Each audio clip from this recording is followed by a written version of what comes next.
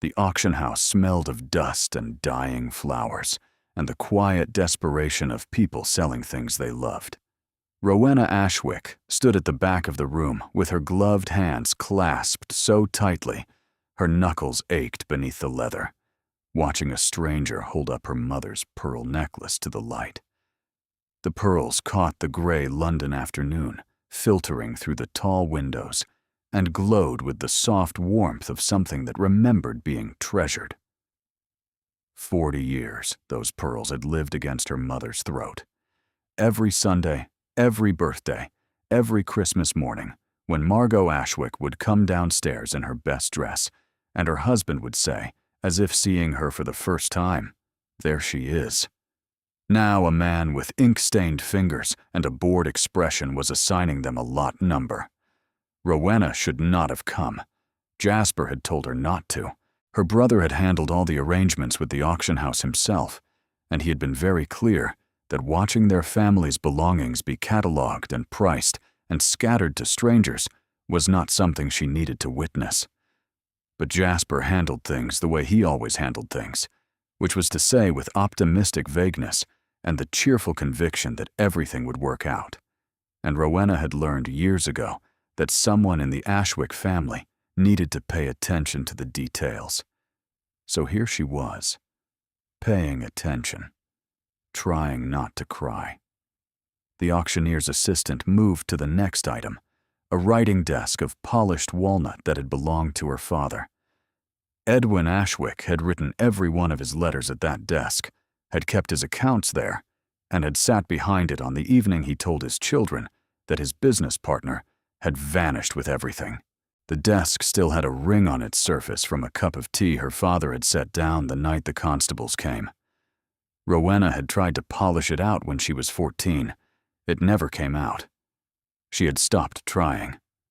"Lot 47, the assistant said, not looking up. "Writing desk, walnut, circa 1800, some surface damage. Starting bid, £4, £4. Her father's entire working life reduced to £4. Rowena turned away and nearly collided with a man standing directly behind her. He was tall, dark-haired, impeccably dressed in a way that made him look entirely wrong in this room of second-hand furniture and faded hope. His coat was cut with the kind of precision that cost more than everything in the auction combined. His eyes were blue and cool and fixed on her with an expression she could not read. He looked perhaps 30, and he carried himself with the unconscious authority of someone who had never once been told no. "Forgive me," Rowena said automatically, stepping aside. He did not move. He was studying her face with an attention that felt almost clinical, as if she were a problem he was trying to solve. Then his gaze dropped to the auction catalog in her hands, and something shifted in his expression. Recognition, though not of her. Recognition of something else. The situation, perhaps. The quiet mathematics of ruin. "These are your family's belongings," he said. It was not a question. "I beg your pardon?"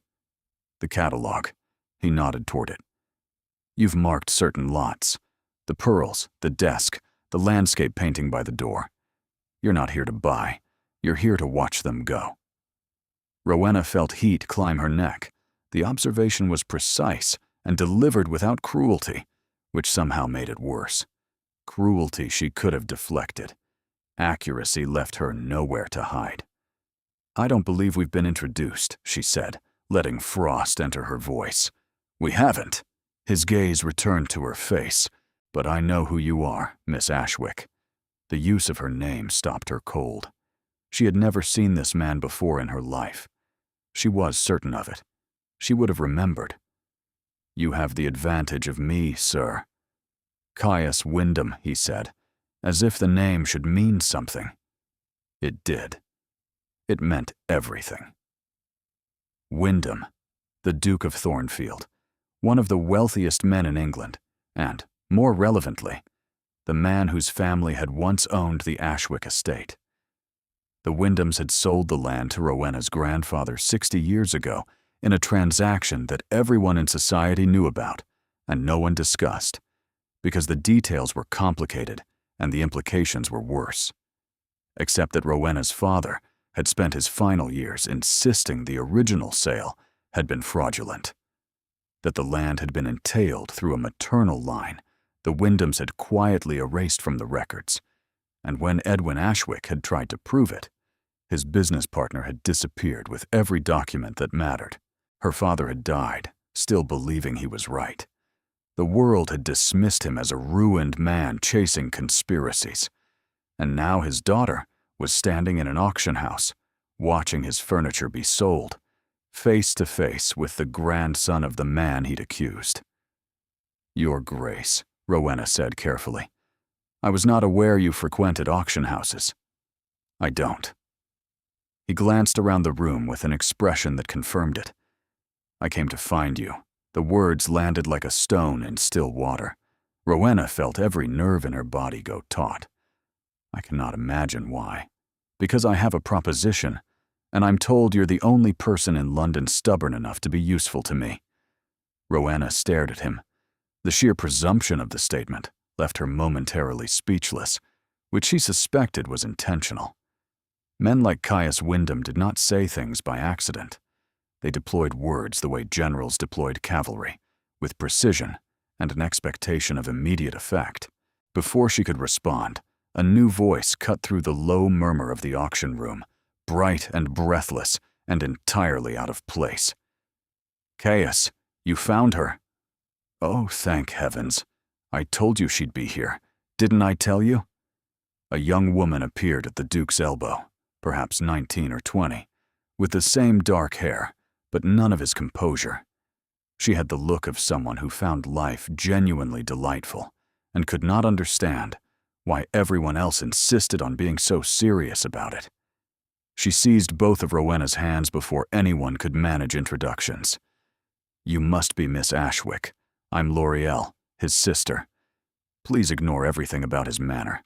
He's appalling with people, but he means well underneath all that frost. Usually. Sometimes. The point is, we need your help." "L'Oreal," the Duke said, in the tone of someone who had said that name in exactly that tone several thousand times before. "Don't L'Oreal me. You've been circling this for weeks. Just tell her." The Duke's jaw tightened almost imperceptibly. He looked at Rowena with those cool blue eyes, and she had the sudden, unsettling feeling that she was standing at the edge of something she did not yet understand. "My grandmother, the Dowager Duchess, has decided I must marry this season. Her preferred candidate is Lady Clarice Dunmore. Suitable, well-connected, entirely appropriate by every measure society recognizes. I have no intention of marrying Lady Clarice or anyone else. But my grandmother is relentless, and Lady Clarice believes we have an understanding that I have never agreed to." Rowena waited, not understanding what this had to do with her. "I need someone to occupy the position," he continued. "Someone who can appear as a credible alternative. Someone intelligent enough to navigate the season without making errors, and unknown enough to disappear when the arrangement ends. Your name was suggested to me by a man called Dermot Selkirk, who I believe handles your brother's business affairs." Rowena's stomach dropped. Dermot. Of course. Jasper's perpetually scheming associate, always looking for the next arrangement, the next opportunity, the next way to profit from other people's problems. She was going to kill her brother. "Mr. Selkirk does not speak for me," she said flatly. "No. But he described your situation accurately. Your family is facing financial ruin. This auction will not cover your debts. Your brother's investments have failed. Your mother takes in needlework. Your father died believing he'd been cheated, and no one listened." The Duke paused. "I'm offering you a way out, Miss Ashwick. Not permanently, but long enough to change your circumstances." The clinical recitation of her family's humiliation should have made her furious. It did make her furious. But underneath the fury was something worse.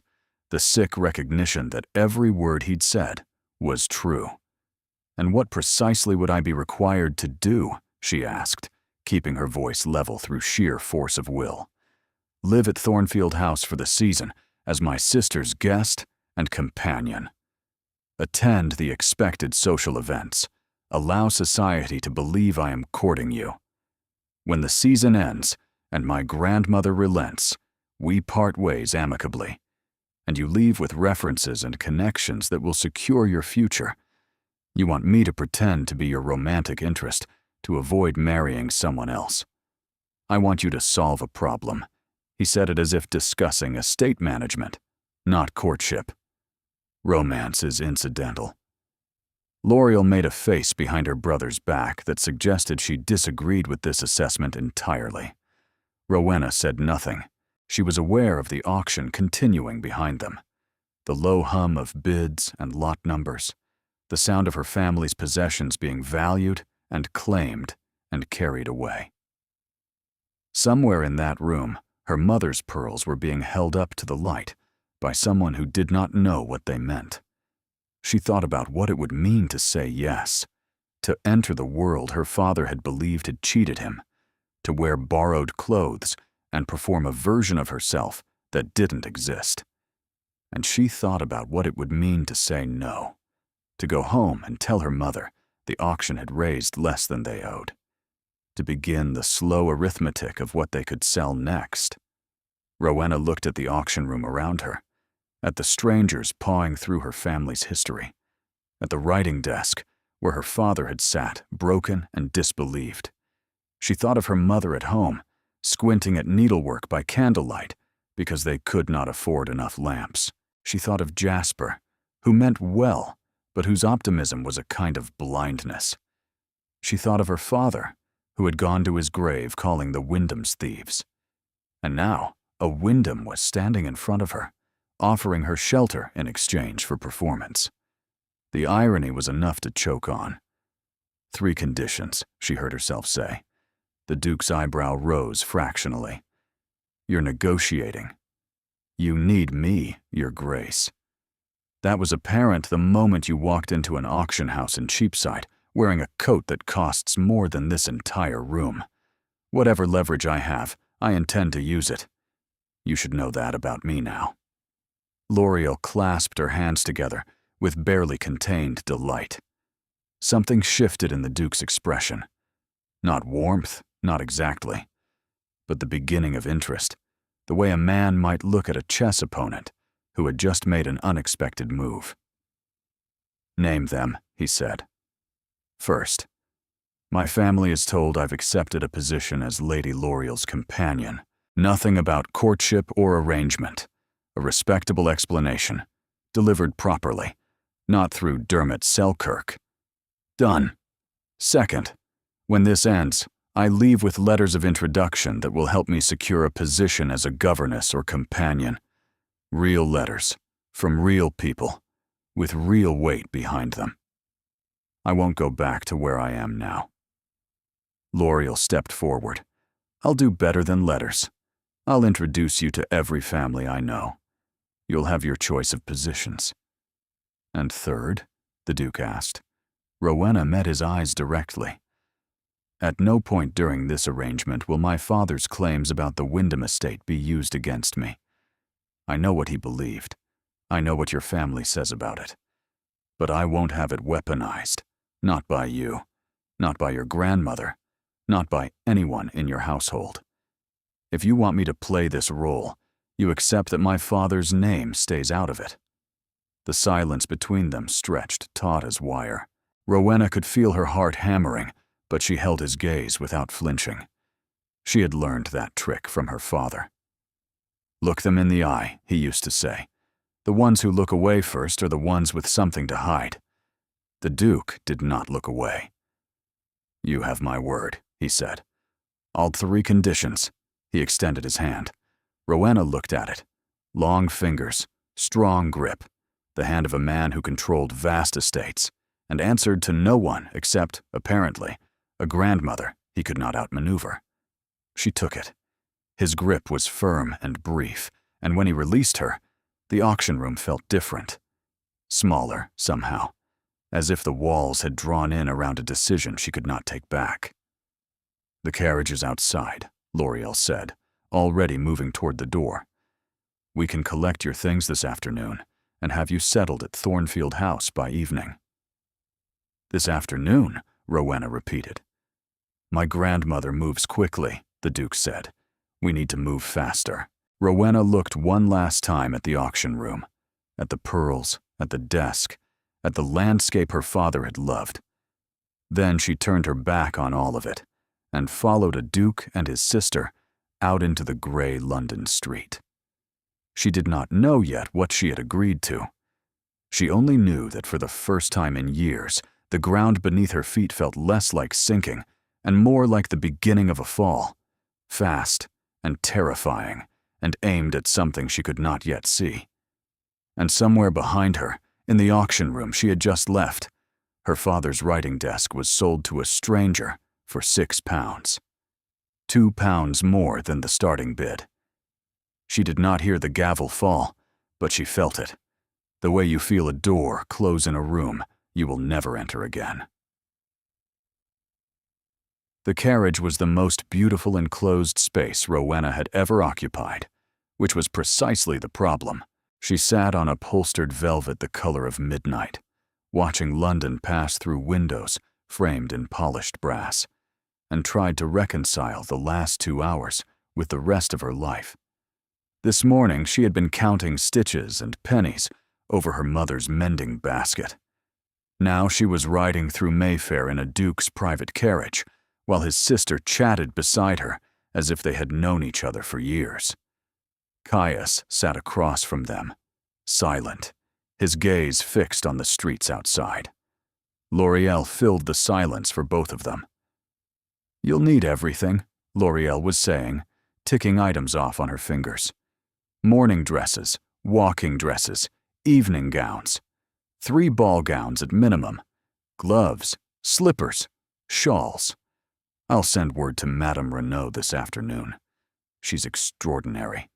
She once made me a gown in 2 days for the Pemberton Assembly when I spilled claret on my original." "This is too much," Rowena said, the words escaping before she could frame them more diplomatically. "Nonsense. You're my companion for the season. Appearances must be maintained. It's not the appearances that concern me, it's the cost." L'Oreal waved a hand, as if cost were a concept she had heard of, but never personally encountered. "Caius is paying for everything. He can afford it. He owns half of Derbyshire." Caius, the Duke said quietly, without looking away from the window, would prefer not to be discussed, as though he were absent. Then Caius should contribute to the conversation, instead of brooding attractively against the squabs. Rowena almost smiled. Almost. But the weight of what she had just done pressed too heavily for humor to take hold. She folded her hands in her lap and watched the houses grow larger and grander as the carriage moved deeper into Mayfair, each one a monument to the kind of wealth that made her family's ruin feel not just painful, but obscene. When the carriage stopped, her breath left her. Thornfield House was not merely large, it was a statement. Cream stone and tall windows, a columned entrance that rose 2 stories, wrought iron railings that gleamed as if someone polished them every morning, which, Rowena realized, someone almost certainly did.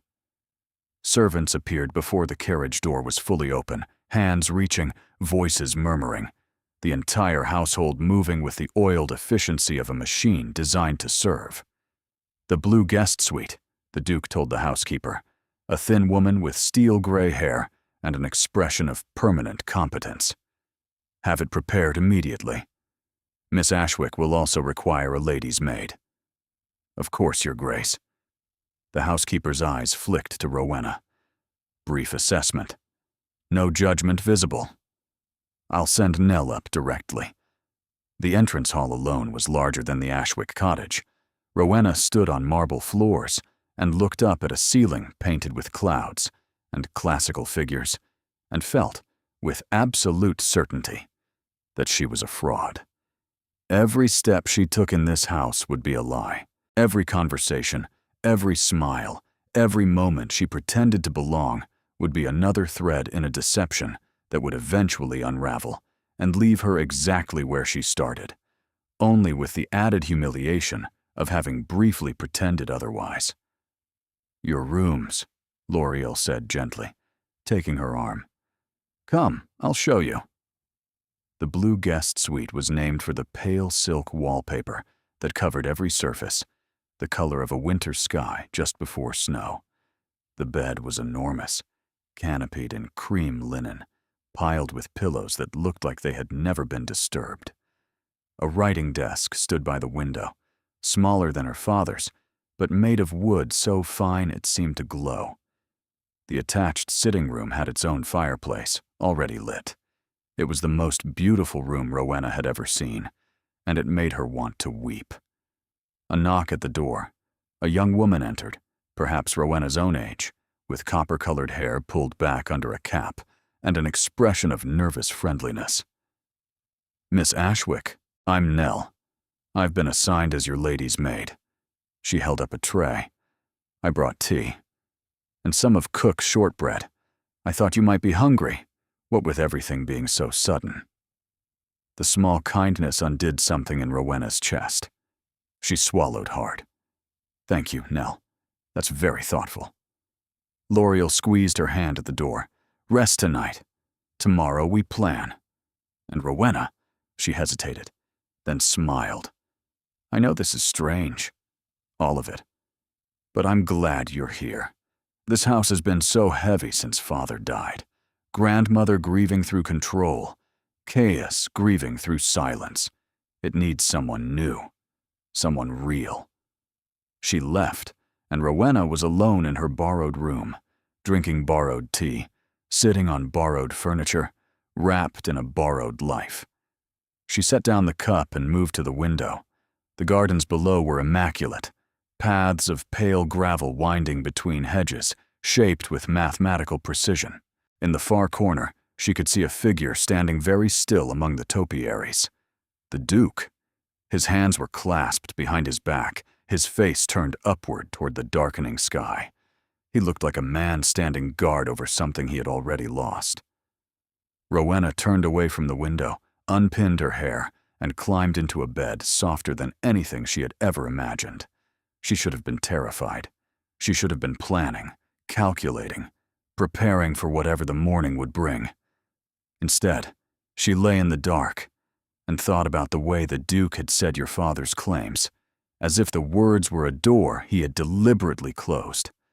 Not denied, not dismissed, just closed. And she wondered, with a sharpness that would not let her sleep, what was on the other side. The Dowager Duchess of Thornfield descended the main staircase at precisely 10 o'clock the following morning, with the measured authority of a woman who had spent 50 years bending the world to her preferences and saw no reason to stop now. She was smaller than Rowena expected, silver-haired, sharp-featured, dressed in black bombazine that she wore like armor rather than mourning. Her eyes were the same blue as her grandson's, but harder, polished by decades of watching people disappoint her and being proven right about it every time. "So," the Dowager said, stopping 3 steps from the bottom so that she looked down at Rowena from a height advantage she had clearly calculated. "You are the girl from the auction house." Rowena curtsied, drawing on every lesson her mother had ever drilled into her about posture and deportment. The Ashwicks might have lost their money. They had not lost their manners. "Your Grace, I apologize for the unconventional circumstances of my arrival." Unconventional. The Dowager repeated the word as if tasting it and finding it insufficient. "My grandson brings an unknown woman into this house without warning, installs her in the guest suite, and announces she will be his sister's companion for the season. Unconventional is generous, Miss Ashwick." Behind Rowena, she could feel L'Oreal tensing. From somewhere down the corridor, she heard what might have been the Duke's study door opening. I won't insult you by pretending this is anything other than what it is, Your Grace." The dowager's expression shifted, barely perceptible, but there. A fractional narrowing of the eyes that might have been surprise or might have been the beginning of interest. "And what is it?" "Your grandson has offered me a temporary arrangement. I accepted it because my family's situation is desperate, and I saw no better option. I'm under no illusion about what I am to this household. A useful disruption. Nothing more." Silence. L'Oreal had stopped breathing. The dowager studied Rowena the way one might study a document suspected of being either very valuable or very dangerous. "Come with me," the dowager said.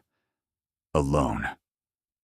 She led Rowena to a small sitting room at the back of the house, furnished in dark green silk and heavy mahogany.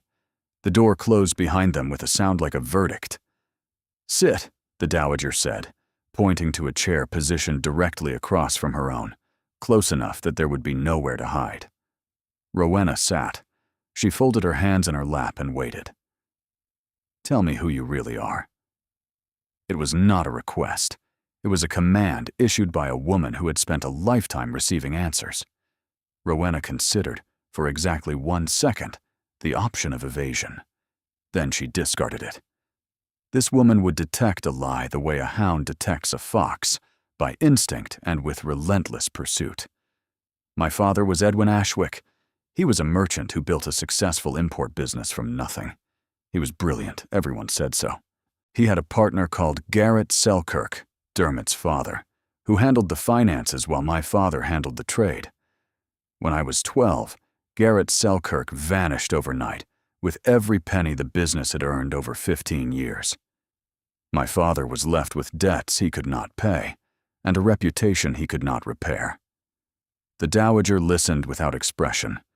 He spent the rest of his life trying to prove that the theft was connected to a larger fraud, one that went back decades. He believed that the land his family had purchased from your family 60 years ago had been sold under false pretenses, that the entailment records had been altered, that the Ashwicks had paid for something the Wyndhams had no legal right to sell.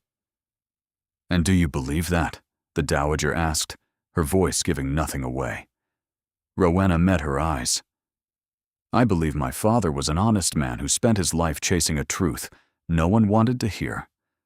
Whether he was right about the details, I cannot say.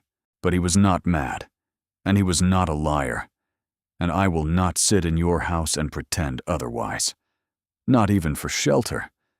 The dowager was silent for a long time. Outside the window, a clock struck the quarter hour. When she finally spoke, her voice had lost its interrogative edge and taken on something more complex. "Your father's accusations caused my family considerable difficulty," she said. "My late son, Caius's father, spent years dealing with solicitors and counterclaims and the whispering of people who found the story entertaining. It took a toll on his health. He was never a strong man." Rowena's stomach tightened. "I'm sorry for that, Your Grace. My father never intended to cause harm. He only wanted the truth acknowledged." The truth. The dowager said the word carefully, as if it were something breakable. "Let me tell you what I see, Miss Ashwick. I see the daughter of a man who accused my family of fraud, sitting in my house, wearing a dress that has been mended 3 times at the sleeve, accepting my grandson's protection. If I were inclined toward suspicion, I might call that a strategy. If you were inclined toward fairness," Rowena said, her voice quiet but steady, "you might call it desperation. I did not seek your grandson out. He found me. I did not ask for this arrangement. He offered it. And I accepted it because the alternative was watching my mother's pearls sold to strangers and going home to tell her there was nothing left." Something moved behind the dowager's eyes. Not softness exactly. This woman did not appear to traffic in softness. But recognition, perhaps. The acknowledgement of one form of strength by another.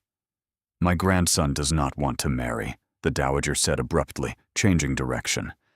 He has not wanted anything since his father died.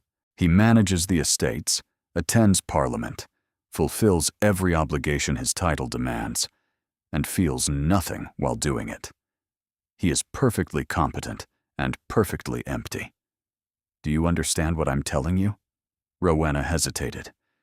You want him to marry because you want him to feel something again. The Dowager's jaw tightened. I want him to live.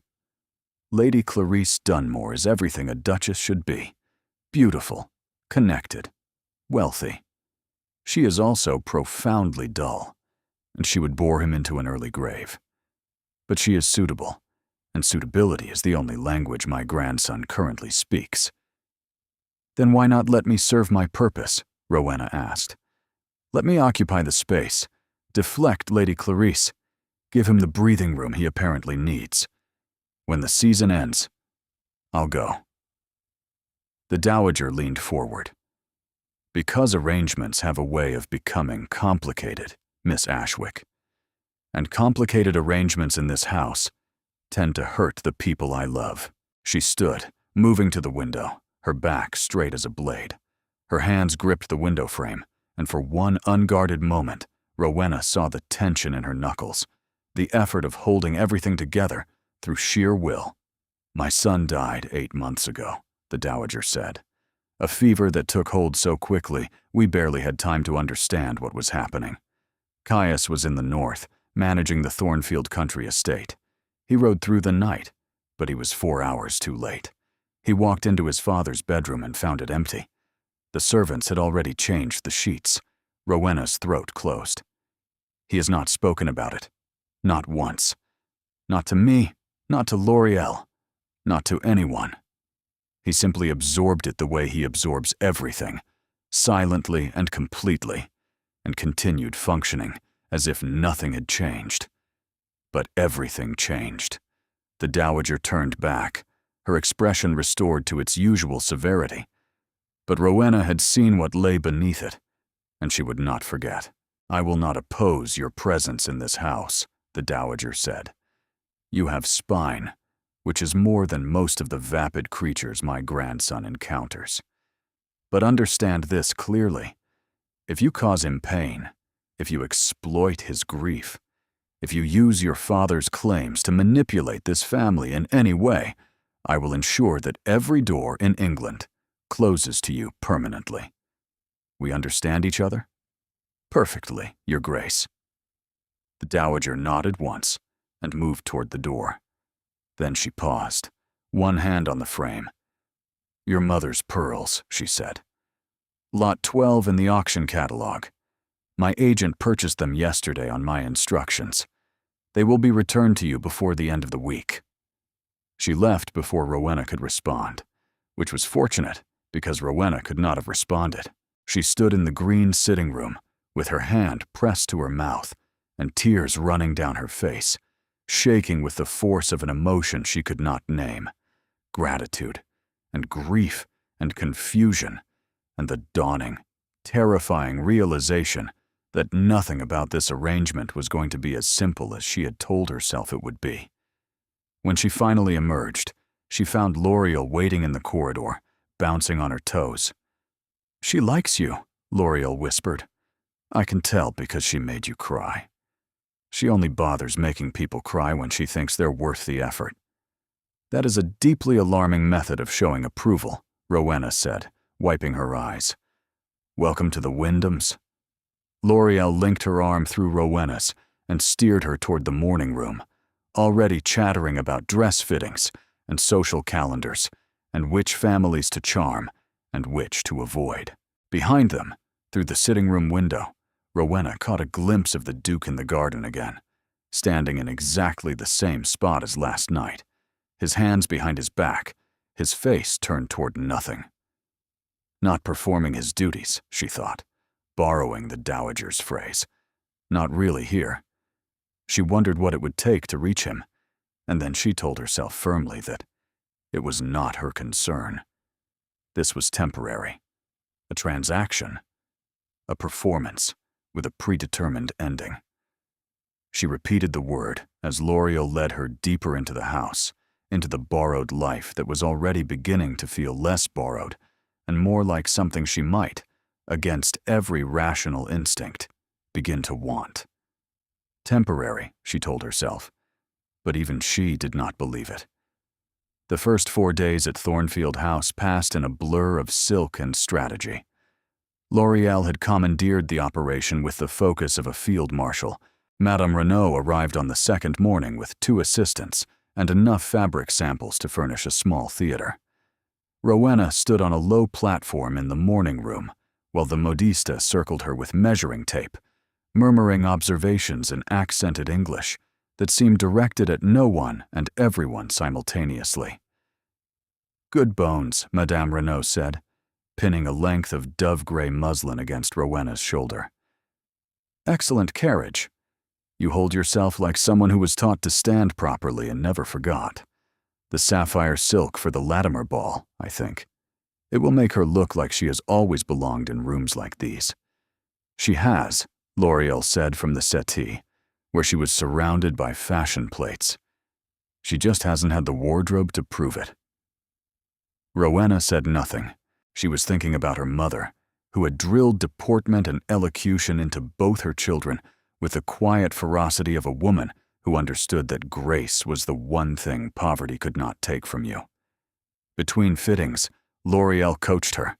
The Latimer ball was in 6 days. The intelligence she supplied was precise and delivered with the cheerful ruthlessness of someone who found social warfare genuinely entertaining. Lady Hartwell is an ally. Her husband served with our father in Parliament, and she's sentimental about the family. Flatter her garden. She's obsessed with her roses. Lord Edgerton is harmless, but we'll talk about his horses for an hour if you let him. Cut him off after 10 minutes by mentioning the weather. The Sinclair sisters are gossips, but not malicious. Feed them something small and true, and they'll leave you alone.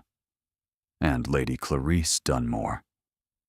L'Oreal paused, her brightness dimming by 1 degree.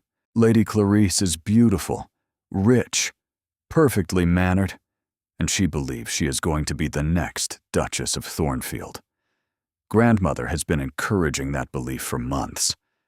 Clarice's mother and grandmother were close friends. The families have always assumed the match would happen eventually. When you walk into that ballroom on Caius's arm, you are not simply arriving. You are detonating an expectation that has been building for a generation. Rowena absorbed this, and Lady Clarice herself. What is she like?" L'Oreal considered. "She is the kind of woman who is never wrong, because she never says anything interesting enough to be tested. She is polished and pleasant and utterly without depth. She will smile at you and mean nothing by it, and she will destroy you if she can, and mean nothing by that either. Do not underestimate her." Through all of this, the Duke remained absent. He appeared at meals, arriving precisely on time, contributing exactly as much conversation as courtesy required, and departing the moment the last course was cleared. He was unfailingly polite to Rowena. He asked if her rooms were comfortable. He inquired whether L'Oreal was being helpful. He expressed hope that Madame Renaud's work was satisfactory. Each exchange was perfectly correct and perfectly hollow, like speaking to a portrait that had been trained to respond. On the 4th evening, Rowena found him in the library. She had been looking for something to read, because the blue guest suite was too quiet after dark, and her thoughts became dangerous without occupation. The library was vast. 2 stories of shelves rising toward a ceiling painted with constellations, a fire burning low in the grate. The Duke was seated at a desk near the far wall, surrounded by papers. He did not look up. "I can leave," she said. "Stay." The word was spoken without inflection, as if her presence or absence were equally irrelevant. "I'm reviewing the quarterly accounts. It requires no concentration." That seemed unlikely, but Rowena did not argue. She moved to the nearest shelf and let her fingers drift along the spines. Philosophy, history, poetry. the library of a family that had valued knowledge for generations. "Your father's?" she asked. "Mostly." He read widely. He believed a duke who only read about duking was not worth the title. She almost smiled. It was the most human thing the duke had said to her. She pulled a volume of Cowper from the shelf and settled into one of the leather chairs. For several minutes, the only sounds were the scratch of his pen, the shift of coals in the grate, and the turning of pages. Then, without looking up, "You're watching me. I'm observing." A pause. "Is there a distinction?" "Watching is idle," Rowena said. "Observing is intentional. I observe because I'm trying to understand what I've walked into, and you are the least transparent person I have ever encountered." He set down his pen, not with irritation, but with the careful deliberateness of a man who was deciding whether to engage or withdraw. When he turned to face her, his expression was unreadable, but his eyes held something that had not been there before. Attention. Real attention, not the courteous performance he deployed at meals. "What have you observed?" he asked. "That you work constantly, that you eat without tasting your food, that you speak to your sister with affection, but never let the conversation go deeper than pleasantries, that you stand in the garden every evening at the same time, in the same spot, looking at nothing, that your grandmother is terrified for you, and you either cannot see it or will not." The silence that followed was so absolute, she could hear the clock ticking in the hallway outside. "My grandmother," the Duke said slowly, "is terrified of very little. She's terrified of losing you the way she lost your father. Not to death, to disappearance. You're still here, but you've left." He stared at her.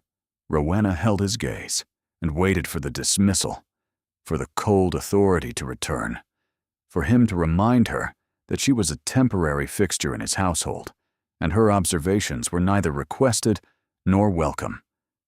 Instead, he said, "You speak very freely for someone in your position. You hired me to be convincing, Your Grace. Convincing requires understanding, and understanding requires honesty. If you wanted someone who would sit quietly and never look too closely, you should have hired someone with less to lose. I cannot afford to misread this situation." Something moved behind his eyes. Not warmth. Not yet. But the first crack in something that had been sealed, shut for a long time. "My father used to say that honesty was the only luxury worth having," he said. He leaned back in his chair, the quarterly accounts forgotten. "Tell me about your family. Beyond what you told my grandmother. If we are to be convincing, I should know the details." It was practical, strategic, entirely transactional. So Rowena could not explain, even to herself, why it felt like an invitation. She spoke carefully at first, then with growing ease. She told him about her mother's resilience, the way Margot Ashwick could make a room feel warm with nothing but conversation and candlelight. About Jasper's unshakable optimism, how he woke every morning believing today would be the day something finally worked. About her father's brilliance, the way Edwin Ashwick could look at a shipping manifest and see patterns no one else could see, and how that same brilliance had turned inward after the betrayal, becoming obsession, becoming the endless chase for proof that no one wanted him to find. She did not mention the entailment. She did not mention the fraud claims. She held to her third condition like a rope over a chasm. The Duke listened without interrupting. When she finished, the fire had burned to embers, and the library was lit only by the 2 candles on his desk. "Your father sounds like a man who deserved better than he received," the Duke said. The words were simple. They were also the first time anyone outside her family had spoken about Edwin Ashwick without pity or dismissal, and they hit Rowena with a force she was not prepared for. "Thank you," she said quietly. He nodded and returned his attention to the ledger, but the dismissal felt different now. less like a wall, and more like a door that had been opened 1 inch and left ajar. "The ball is in 2 days," he said without looking up. "We should discuss what to expect. You'll be introduced as L'Oreal's companion and friend. I'll ask you to dance the first waltz. We'll be seen speaking throughout the evening, enough to suggest interest, but not enough to invite scandal. And Lady Clarice?" His pen stopped. "She'll be there. My grandmother will see to that. You should expect questions, judgment, and possibly open hostility. I've survived worse than hostility, Your Grace." He looked up then, and for one unguarded moment, she saw something in his expression that made her breath catch. Not admiration, not exactly, but recognition. The look of a man who had just discovered that the person across from him was more than he had calculated for. "Yes," he said quietly. "I expect you have." Rowena left the library carrying the Cowper volume and a feeling in her chest that she could not name. It sat below her ribs like a second heartbeat, persistent and warm and entirely unwelcome. "This is temporary," she reminded herself on the stairs. But the word was beginning to sound less like a fact and more like a prayer she was losing faith in. The sapphire gown fit as if Madame Renaud had somehow taken the measure of not just her body, but her ambitions. Rowena stood before the looking-glass in the blue guest suite and barely recognized herself. The silk caught the candlelight and held it, shimmering with every breath. Nell had arranged her dark hair in a style that was elegant, without being elaborate, pinned with a single silver comb that L'Oreal had pressed into her hands that afternoon, with the words, "It was my mother's," and she would have wanted someone to actually wear it instead of keeping it in a drawer. The pearls were at her throat. Her mother's pearls, returned by the dowager's agent 2 days ago in a velvet box with no note attached. Rowena had held them for a long time before putting them on, feeling the weight of everything they carried. Her mother's laughter, her father's pride, the life they had lost, and the strange, borrowed life she was living now. "You look beautiful," Nell said from behind her, then caught herself. You look very suitable, miss. Very appropriate." "Beautiful is fine, Nell." Rowena turned from the mirror. "I may never wear anything this exquisite again. I intend to enjoy the word while it applies." L'Oreal appeared in the doorway in pale gold silk and gasped with theatrical conviction. "Caius is going to swallow his tongue. Caius is going to behave exactly as he always does," Rowena said, "which is to say, impeccably and without visible emotion." She was wrong. They met him in the entrance hall, where he stood in dark, formal evening wear that made him look like a man carved from authority and shadow. Rowena watched his gaze move from L'Oreal to her, and she saw the moment it caught. A fractional pause, the slightest hesitation in his breathing. His eyes traveled from the silver comb to the pearls to the sapphire silk and back to her face, and something crossed his expression that he suppressed so quickly she might have imagined it. Except she did not imagine it. She had spent 4 days learning to read this man, and what she had just seen was not indifference. "The gown suits you," he said. His voice was perfectly controlled. L'Oreal kicked his ankle, which Rowena was beginning to understand was a family tradition. "What my brother means," L'Oreal said sweetly, "is that you look stunning, and he is experiencing human emotions about it." The dowager descended last, in black silk and jet beads that made her look like a queen presiding over a military campaign. She examined Rowena for exactly 3 seconds. "Acceptable," she pronounced, and swept toward the carriage. The Latimer ball blazed with candles and expectation. Music poured from the ballroom in golden waves. Rowena felt her courage waver at the entrance, aware of eyes tracking their arrival, whispered calculations beginning before she had taken 3 steps. "Steady," the Duke murmured beside her, his hand at the small of her back. "Remember, tonight you belong here." She did not belong here, but she lifted her chin and walked as her mother had taught her. The introductions were relentless. Lady Hartwell and her roses, Lord Edgerton and his horses, the Sinclair sisters extracting details with cheerful persistence. And then Lady Clarice arrived. She was exquisite. Pale blonde hair arranged to perfection, a gown of rose-pink silk that probably cost more than the Ashwick cottage, skin like cream, and eyes like a winter pond, pretty on the surface and cold underneath. She moved through the crowd with the ease of someone who had never questioned whether she belonged anywhere, because the answer had always been yes. "Your Grace," she said, curtsying to the Duke with the precise depth that conveyed both deference and possession. "How lovely to see you again. And this must be Miss Ashwick, L'Oreal's friend, is it?" The pause before friend was surgical, a scalpel wrapped in silk. "Lady Clarice," Rowena replied, matching her smile exactly. "What a beautiful gown. Pink is clearly your color. How kind. I had it made in Paris. One does try to maintain certain standards." She turned to the Duke as if Rowena had already ceased to exist. "I hope you'll save me a dance, Your Grace. We have so much to discuss. Your grandmother was just telling my mother about the most wonderful plans for the summer." "My card is rather full this evening," the Duke said. The words were polite, but the temperature around them dropped several degrees. "Surely you can find room." Lady Clarice's smile did not falter, but something sharpened behind her eyes. "For an old friend." "I'm sure we'll speak later, Lady Clarice," the Duke said, in a tone that made it clear they would not.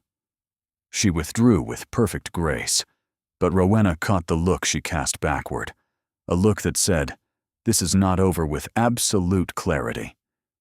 The orchestra struck up a waltz. The Duke turned to her and extended his hand. "I believe this is ours." Rowena had practiced with the dancing master L'Oreal had hired, a small, fierce Frenchman who shouted instructions as if lives depended on proper footwork. But practice had not prepared her for this. The Duke's hand at her waist, her gloved palm pressed against his, the weight of 100 watching gazes as they moved onto the floor. "Stop counting," he said quietly as they began to move. "I'm not counting." "You are. Your lips are moving." She almost laughed, and the near laughter broke something loose in her. She stopped thinking about steps and let the music carry her, let his lead guide her through the turns. He danced the way he did everything, with controlled precision. But there was something beneath the control tonight, a tension in his hand at her waist, an awareness in his eyes that had not been there before. They moved together with a fluency that surprised them both. The room blurred, the candles streaked. For a few suspended minutes, there was nothing but the music and the motion and the strange, frightening intimacy of moving in perfect unison with someone who was supposed to be a business arrangement. "Everyone is watching," she whispered. "Good," he said. "That's the point." But his hand tightened at her waist as he said it, and the gesture felt nothing like strategy. The waltz ended. He released her with precise formality, bowing over her hand. "Thank you for the dance, Miss Ashwick. The pleasure was mine, Your Grace." They were performing. She knew that. He knew that. Everyone watching knew that. But when his fingers left hers, she felt the absence like a small, private wound. And she saw, just for an instant, the same flicker of loss cross his face before the mask slid back into place. The rest of the evening unfolded in careful maneuvers. L'Oreal stayed close, whispering guidance. The Duke remained within sight, not hovering, but watchful. When Lord Edgerton cornered her, the Duke appeared with a murmured apology and an invented introduction. During the supper dance, they spoke of books. "Cowper or Wordsworth?" he asked. "Cowper for truth, Wordsworth for beauty. They rarely overlap. And tonight? Which do you need?" Tonight I feel as though I'm reading someone else's story and trying to guess how it ends." Something softened in his expression. "Perhaps you should stop guessing and start writing it yourself."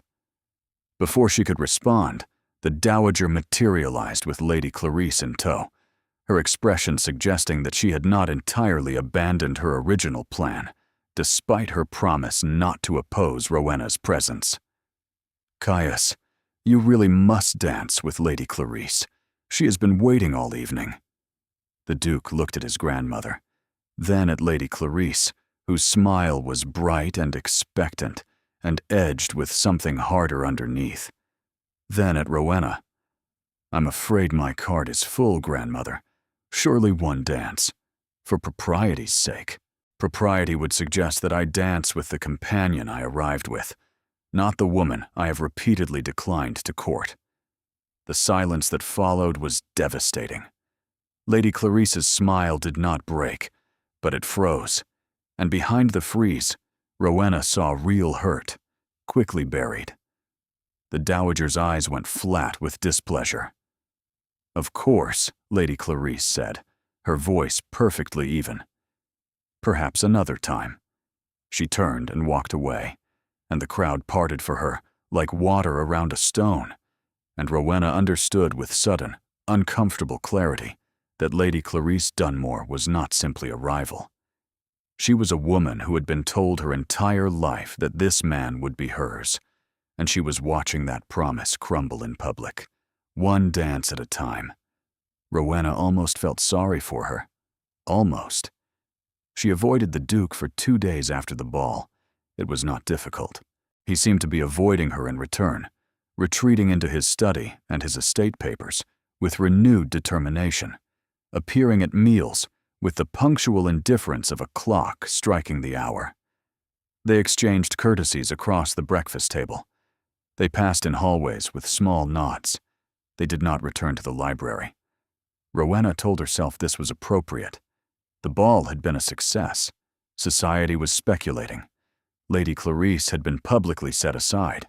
The arrangement was functioning exactly as designed. So why did the distance feel wrong? On the third morning, Dermot Selkirk arrived. He was shown into the morning room where Rowena was attempting to read a novel L'Oreal had recommended, though she had been rereading the same paragraph for 15 minutes. "Miss Ashwick," Dermot said, bowing with an ease that suggested he'd practiced the gesture in a mirror. "You're looking remarkably well." "Wealth agrees with you." She closed the book. "Mr. Selkirk, I've been expecting you." He settled into a chair without being invited, which was characteristic. Dermot was perhaps 5 years older than Rowena, sharp-featured and quick-eyed, with the perpetual expression of a man calculating odds. His father had stolen the Ashwick fortune and vanished. Dermot had spent the years since trying to distance himself from that legacy, while simultaneously deploying the same talent for opportunism, just aimed at smaller targets. "Your brother sends his regards," Dermot said, "and his gratitude.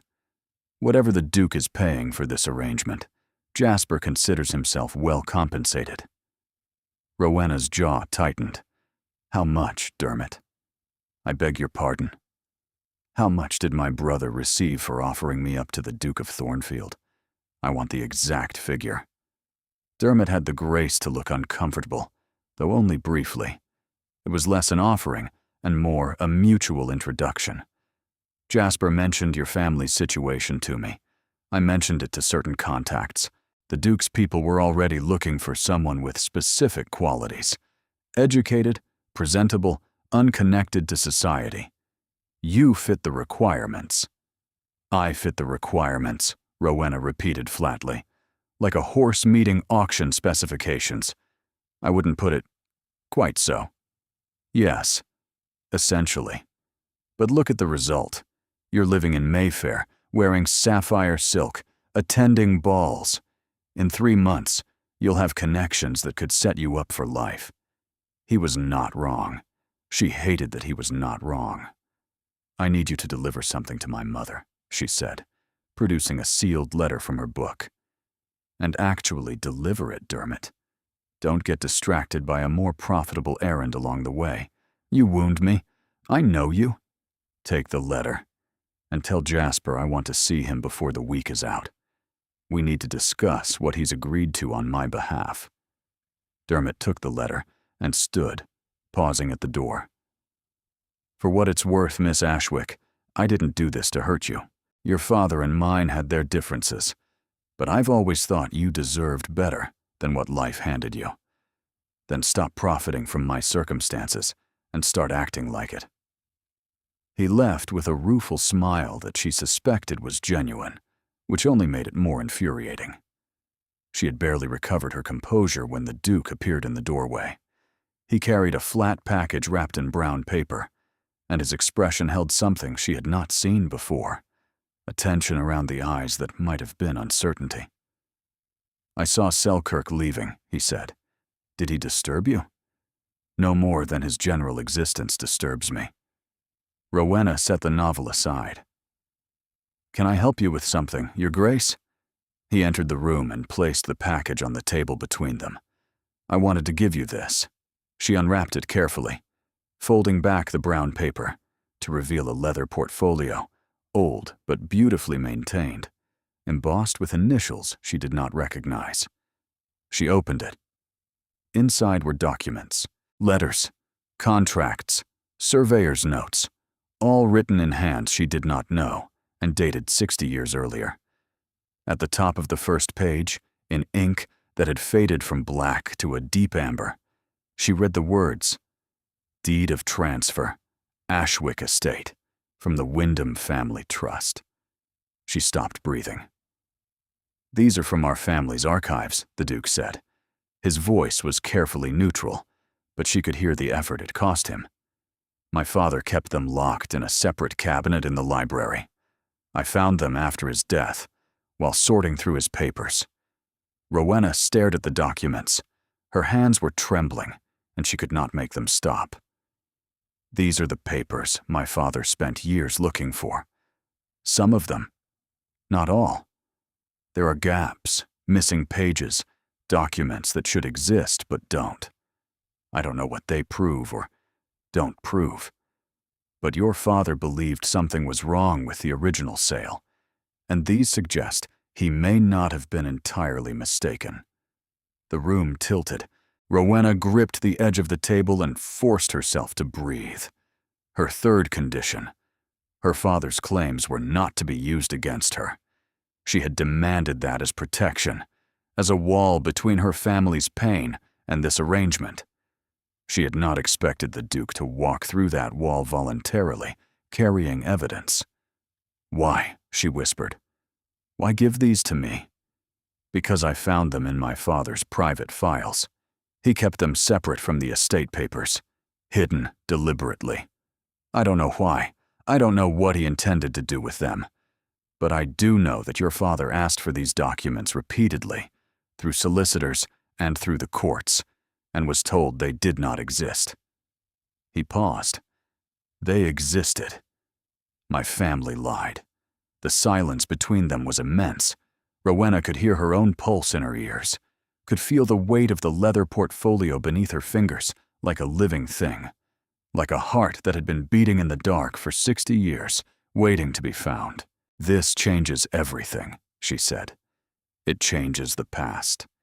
It does not have to change the present. What you do with those documents is your decision, Miss Ashwick. I'm not giving them to you as part of our arrangement. I'm giving them to you because they belong to you, because my family should have surrendered them decades ago, and because your father deserved to be heard." Rowena looked up at him. The controlled facade was still there, the careful composure, the measured distance.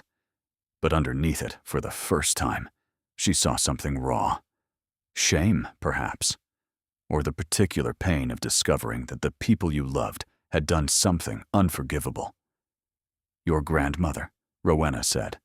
"Does she know about these?" His jaw tightened. "No." "Your father?" "My father is dead. Whatever he knew, he took with him." They looked at each other across the morning room, and Rowena felt the entire architecture of their arrangement shift beneath her. This was no longer a transaction. This was no longer a performance. A man she had agreed to pretend to love had just handed her the means to destroy his family's reputation, freely and without conditions, because he believed it was right. She closed the portfolio carefully and pressed her palm flat against the leather. "Thank you," she said, and meant it more than she had ever meant anything. He nodded once, turned, and left the room quickly, as if staying would cost him something he could not afford to spend. Rowena sat alone with the documents and the ruins of her certainty, and tried to remember that this was supposed to be temporary. The word had never felt more like a lie. The Caulfield musical was smaller than the Latimer Ball, more intimate, which made it more dangerous. Rowena had spent 2 days reading the documents. What she found was incomplete, but damning. Letters between solicitors suggesting the entailment had been deliberately obscured. A surveyor's note referencing a maternal inheritance line absent from the official records. Fragments of a truth her father had spent his life chasing, scattered across 60 years of careful silence. She had not told the Duke what she found. The musical was polished, a quartet performing Handel in candlelight. Rowena was beginning to relax when she heard her name from a cluster of matrons near the refreshments. Ashwick, the merchant's daughter. Her father died raving about stolen land. Tragic, really. The apple never falls far. The Duke appeared beside her before the words had finished landing. "Walk with me," he said quietly. He led her through a side door into a conservatory. Glass walls, potted ferns, the smell of damp earth and green growing things. The music floated through, muted and distant. "You heard them," he said. "Everyone hears them. That's the point of saying it loudly." He was silent for a moment. "Then, I read my father's journals this week, after I gave you the documents. I wanted to understand what he knew." Rowena's breath stopped. He found the same gaps you'll find. The missing pages, the absent contracts. He wrote about them in his private diary. Dated entries, going back years. He was investigating quietly, without telling my grandmother. He believed the original sale was compromised. He was trying to find a way to make it right without destroying the family's reputation. "And then he died," Rowena said. "And then he died. And the investigation died with him, because I didn't know about it until I opened his desk and found papers I was never supposed to see." They stood among the ferns, the music floating through glass, and Rowena understood that this man had been carrying this knowledge alone for months. The grief of losing his father compounded by the discovery that his father had been hiding something. Shame and love tangled together in a knot he could not untie. "Why are you telling me this?" she asked. "Because you deserve the truth, and because I am tired of carrying it alone." He turned to face her, and his expression was stripped bare. No composure, no calculation, just exhaustion and honesty and something else, something that made her chest ache. "You make it easier to carry." Rowena felt the ground shift beneath her. This was the moment the arrangement ended and something else began. She knew it. He knew it. The only question was whether either of them was brave enough to acknowledge it. "This is not what I agreed to," she whispered. "No." His voice was rough. "It isn't. I was supposed to be temporary." He stepped closer. His hand rose to her face, hesitated, then settled against her cheek with a gentleness that undid her completely. "You were never going to be temporary. I think I knew that the moment you told me to my face, that I was the least transparent person you'd ever met. No one has spoken to me honestly in 8 months. You walked in and refused to do anything else." She should have stepped back. She should have reminded them both of the terms, the boundaries, the carefully negotiated conditions that were supposed to protect them from exactly this. Instead, she leaned into his hand and said, "I'm going to regret this." He kissed her. not the formal gesture of the ball, controlled and public and designed for witnesses. This was private.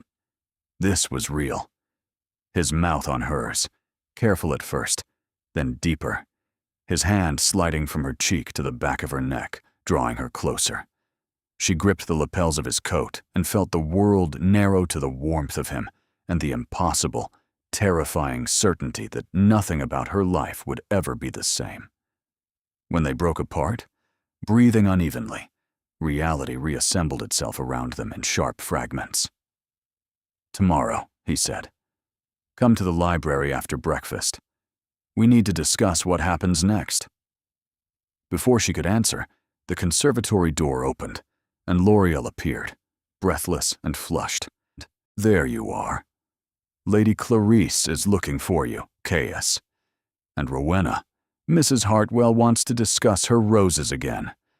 I think she's genuinely trying to befriend you, which is either wonderful or alarming." They followed L'Oreal back to the drawing room, and Rowena tried to compose her expression into something that did not broadcast what had just happened between the ferns. She failed.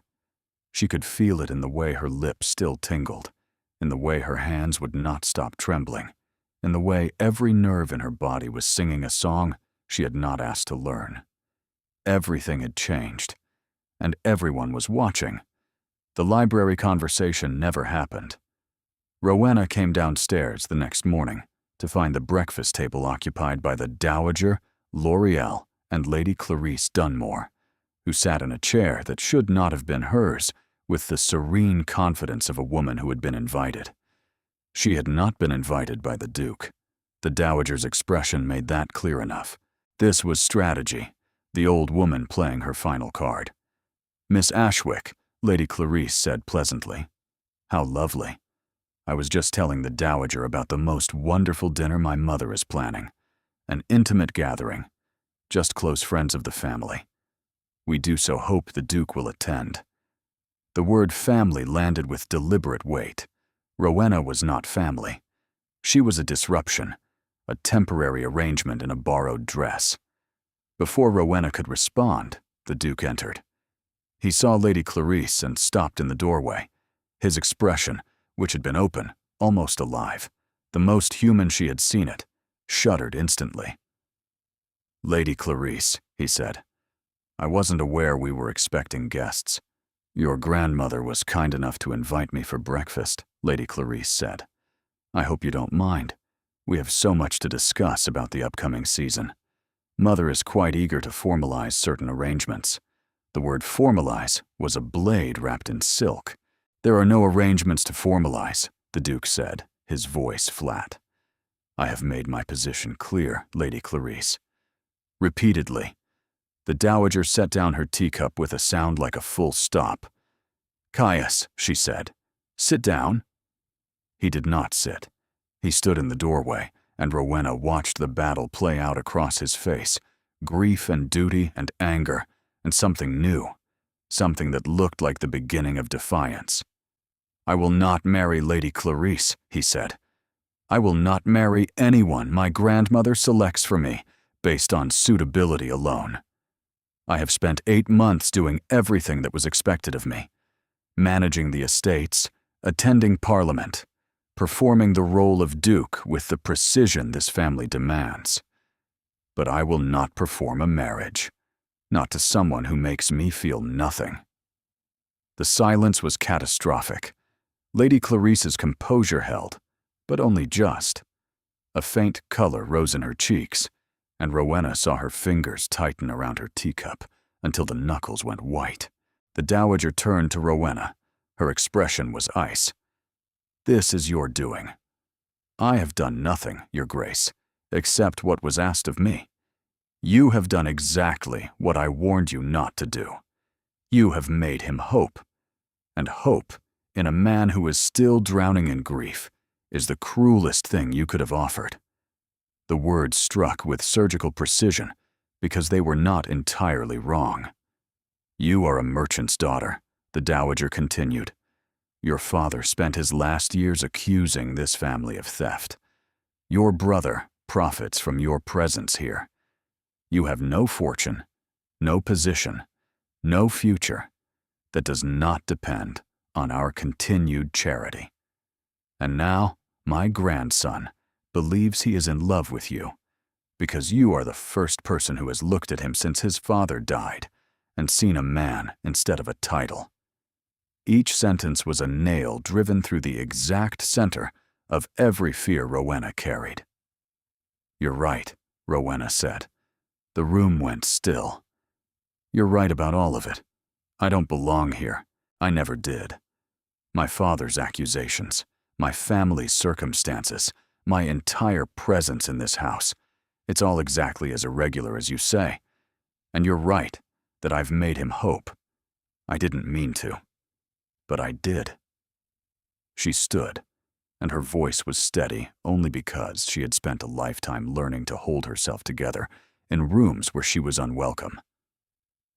I'll leave today. Rowena, the Duke said, his voice cracking on her name. She did not look at him. If she looked at him, she would not be able to leave, and she had to leave because the Dowager was right. Every word of it. She was a merchant's daughter in a borrowed dress in a borrowed house, and the longer she stayed, the more damage she would do to a man who had already lost too much. She went upstairs and packed.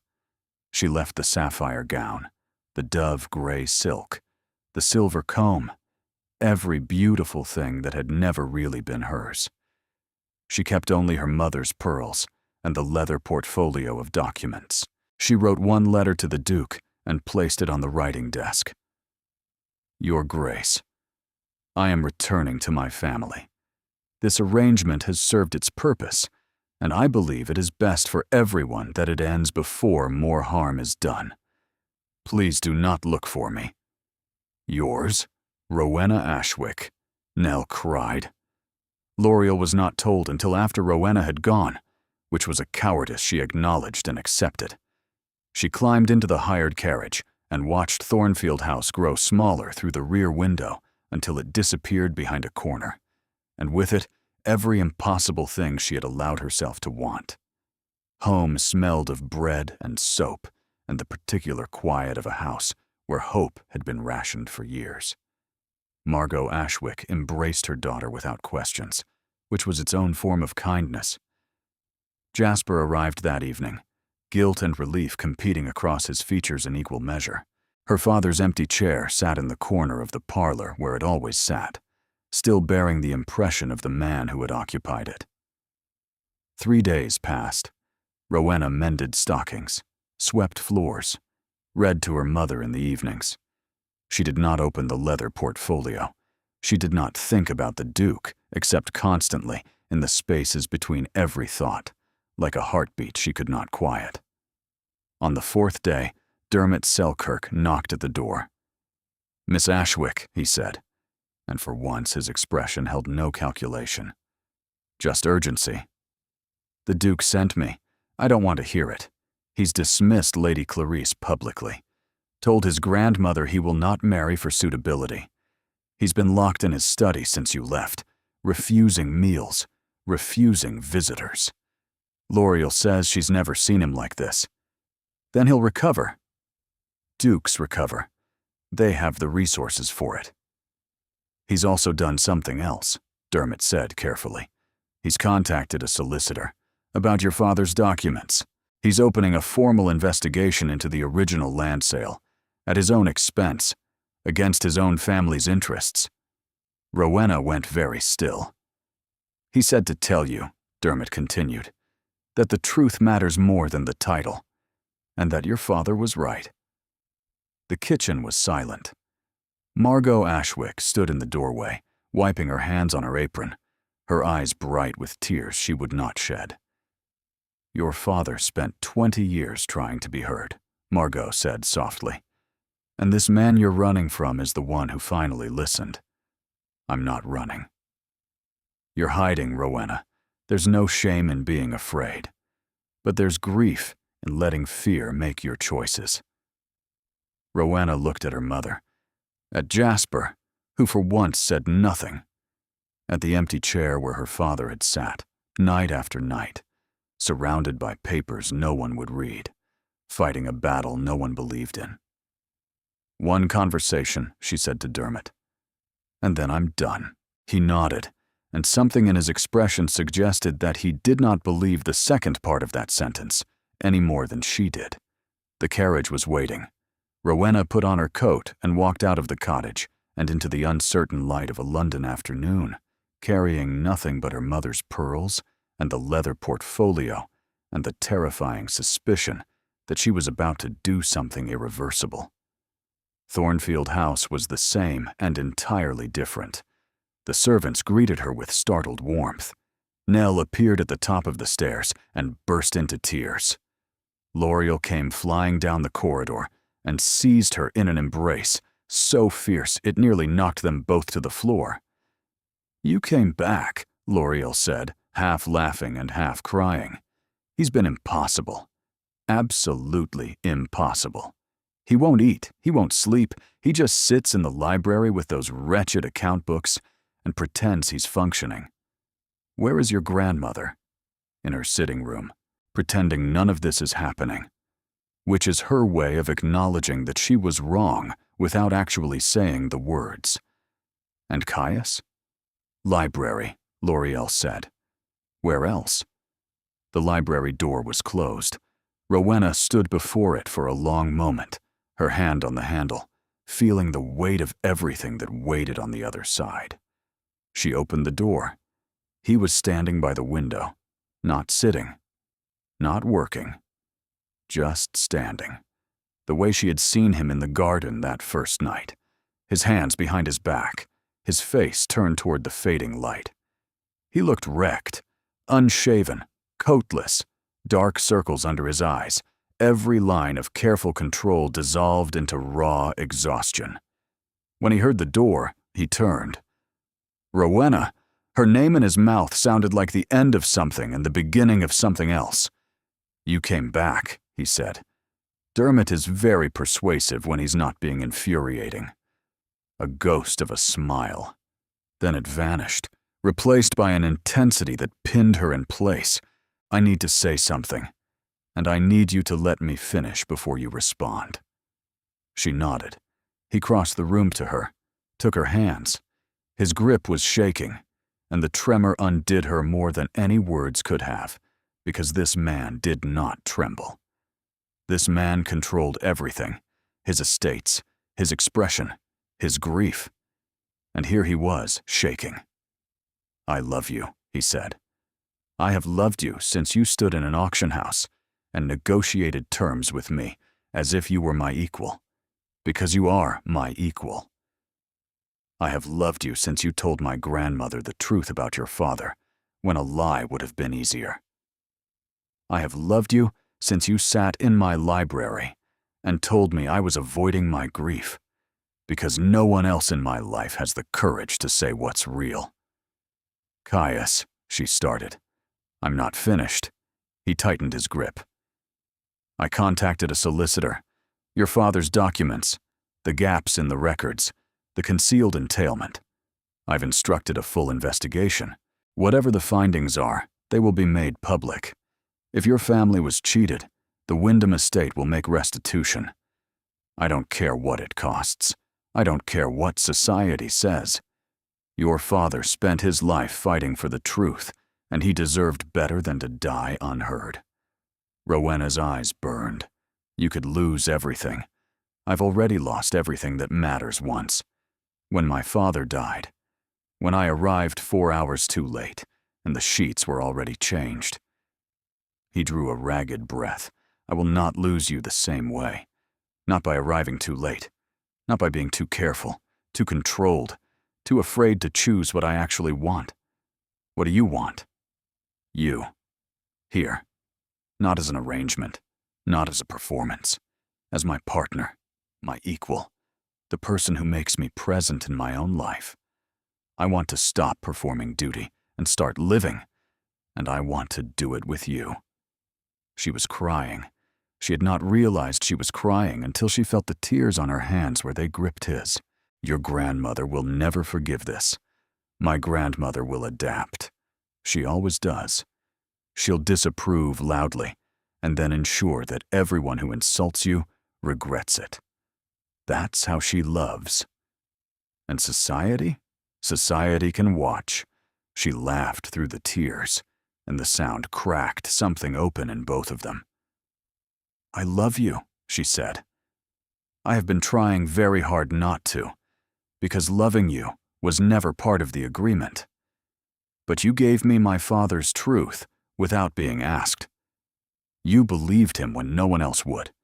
And that," she pressed her forehead to his, "that is worth more than any title, or fortune, or borrowed dress in existence." He kissed her, and this time there was no conservatory, no glass walls, no audience, just the library, their library, and the fire burning low, and the feeling of two people who had been carrying impossible weights finally setting them down. When they parted, he said, "We need to speak to my grandmother. Now. Now. If we're doing this, we do it properly." They found the dowager in her sitting room, embroidery untouched in her lap, staring at the wall with an expression that suggested she had been rehearsing this conversation for days. "So," the dowager said when they entered, "the prodigal returns." "Your Grace," Rowena said, stepping forward. "May I speak?" The dowager's eyebrow rose. She gestured permission. "You told me I was a merchant's daughter, playing at something beyond my station. You were right. I am a merchant's daughter. My father built something from nothing and lost it to a betrayal he spent his life trying to prove. I have no fortune. I have no title. I have no grand connections. By every measure this world uses, I am unsuitable." She paused, drew a breath. "But I love your grandson. Not his title, not his houses, not his wealth. I love the man who reads Cowper in the evening and stands alone in the garden because he doesn't know how to grieve in front of people. I love the man who gave me documents that could damage his own family because he believed my father deserved justice. I love him, and if you let me, I will spend the rest of my life making sure he knows he is more than a duty to be performed." The dowager was silent for a very long time. Then she said, "Your father came to see me once. Did you know that?" Rowena shook her head. 3 years before he died, he sat in this room and told me he had proof that the original sale was fraudulent. He was calm, methodical, and entirely reasonable. He asked me to look at his evidence. I refused. I told him the matter was settled and his accusations were unwelcome. The dowager's hands tightened on her embroidery frame. I was wrong to refuse him. I knew it then, and I know it now. Your father deserved to be heard, and I chose the comfort of silence over the discomfort of truth. That is not a mistake I intend to repeat." She stood. "I don't approve of this match. I think it will cause scandal, hardship, and endless difficulty. You will be scrutinized. You will be mocked. Some doors will close permanently. I understand, Your Grace, but I will not oppose it. And anyone who speaks against you in my hearing will discover precisely how much influence a dowager duchess still commands." She crossed the room, took Rowena's face in both hands, studied it for a long moment, and then released her with a nod that carried the weight of surrender, and, beneath it, something that might have been relief. "You have his stubbornness," the dowager said. "Your father's. It will serve you well. You'll need it." The Redmond Assembly was the final event of the season, and all of London knew what was coming. Rowena stood at the top of the staircase in a gown of deep emerald silk that the dowager herself had commissioned. "If you insist on making a spectacle," the old woman had said tartly, "at least make it a beautiful one." The ballroom below blazed with candlelight and expectation. Every face was turned upward, watching, waiting. "Ready?" Caius murmured beside her. Not remotely. He smiled. A real smile. the rarest thing in his repertoire, and she had caused it. They descended together. The whispers rose like a tide. Rowena saw Lady Clarice standing with her mother, her expression carefully blank. Saw the matrons who had gossiped about her at the musical. Saw Dermot lurking near the refreshments with Jasper, both of them watching with undisguised fascination. The Duke led her to the center of the floor. The orchestra had been playing, but the music faded as the room realized what was happening.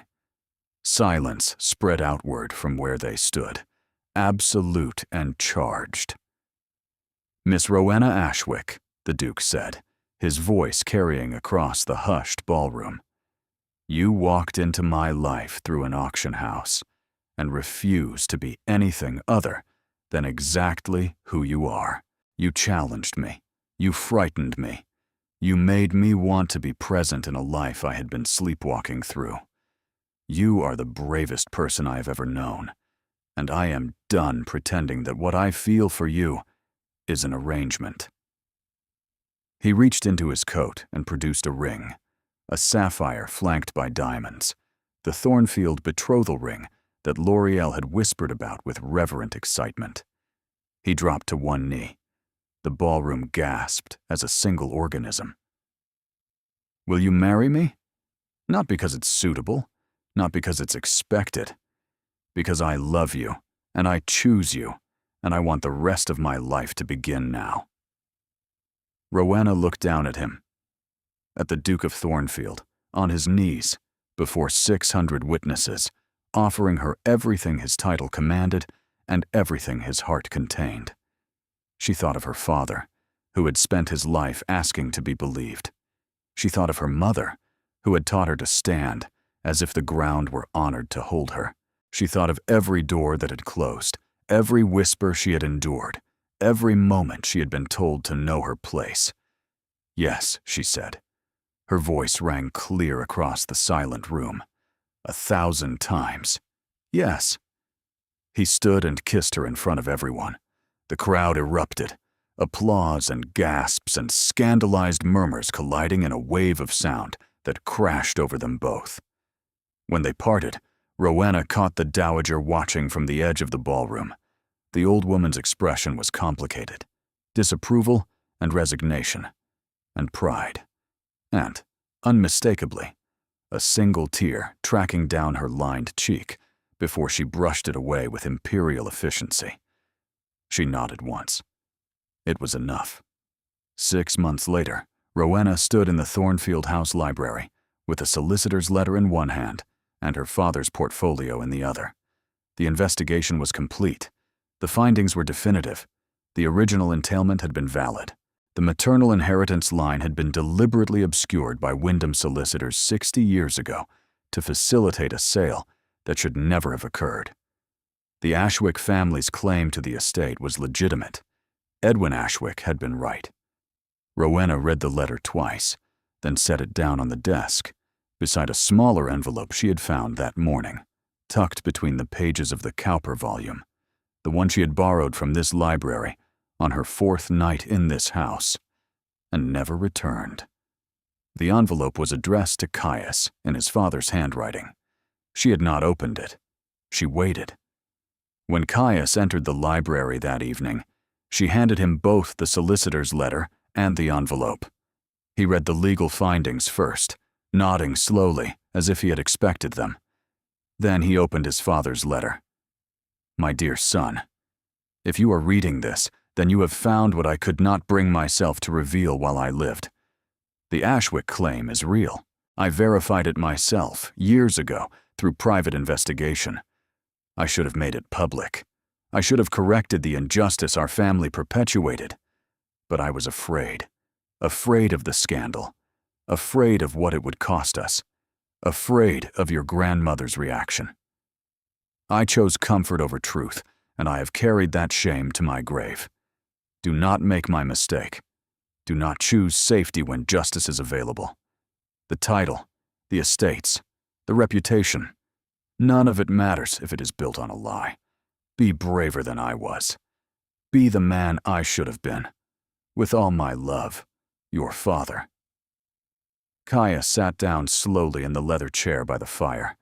The letter trembled in his hands. He knew, Kaya said quietly. All along. He knew, and he couldn't face it. Rowena knelt beside his chair and took his hand. He faced it in the end. He left the evidence for you to find. He trusted you to do what he couldn't. My father was a good man who was afraid of the truth, and your father was a brave man that no one believed. They both deserved better. They sat together in the library, surrounded by books and firelight, and the ghosts of fathers who had failed and loved and tried, in their flawed and human ways, to leave something better behind. After a long time, Caius pulled Rowena into his arms and held her against his chest. "Thank you," he said. "For what?" "For walking into that auction house, for refusing to be quiet, for being brave enough to love someone who had forgotten how." Rowena pressed her face into his shoulder. "You taught me something too," she said. "I spent my whole life believing that my place was wherever other people decided to put me, that I should be grateful for what I was given and never reach for more. You showed me that knowing your place means choosing it, not accepting what the world assigns you, but standing where you belong and refusing to move." Outside the library windows, London hummed with its endless noise and motion. Inside, the fire crackled, and the books kept their patient watch, and the Duke of Thornfield held his duchess and wondered how he had ever thought that duty alone could constitute a life. The solicitor's findings were published the following month. The scandal was extraordinary and brief. The Wyndham estate made full restitution to the Ashwick family. Jasper used his share to establish a legitimate shipping concern that, against all expectation, prospered. Margot Ashwick wore her pearls to the ceremony where her daughter became a duchess, and she wept openly, and no one thought less of her for it. The dowager continued to express pointed opinions about propriety, though she also ensured that anyone who slighted Rowena found themselves excluded from every event worth attending. Dermot Selkirk became the family's unofficial consultant for matters requiring discretion. Caius kept him on a short leash. Dermot pretended not to notice, and every year, on the anniversary of their engagement, Caius and Rowena returned to the auction house in Cheapside, where they had first met. They walked through the room together, not buying, not selling, and just standing in the place where everything had begun. And every year, Rowena would find something small, a book, a trinket, a piece of someone else's history, and Caius would buy it for her without being asked, because he understood now what her father had understood all along, that the things we save are the things that save us, and that knowing your place is not about where you stand. It's about who you stand beside. Thank you for being here. You are the reason these stories exist, because you believe in love that fights for truth, in characters who refuse to be silent, in endings that are earned through courage, not convenience. Your presence makes this space warm and welcoming, and I am grateful for every moment you spend with these characters. Consider subscribing if you would like more stories with emotional depth and genuine heart. Thank you for being here. You make this community what it is.